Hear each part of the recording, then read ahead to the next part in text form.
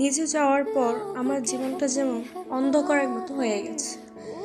চারদিকে শুধু স্মৃতি, নিজ নেই, নিজ আসবেও না কখনো। প্রতিদিন সকালে উঠেই নিজের সাথে কিছু মুহূর্ত স্পেন্ড করে তারপর স্কুলে যাওয়া, স্কুল থেকে আসার পর তার সাথে থাকা প্রতিটা মুহূর্ত এখন যেন আমাকে খালি এক বুক ভরা কষ্ট দেয়।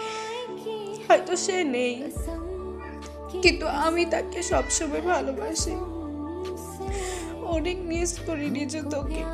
প্রতিদিন সকালে উঠে দ্বিতীয় দিনগুলো থেকে আমি ওর কাছে যাই, ওর কবরের কাছে গিয়ে ওর জন্য দোয়া করি, কিন্তু ও আর আসবে না।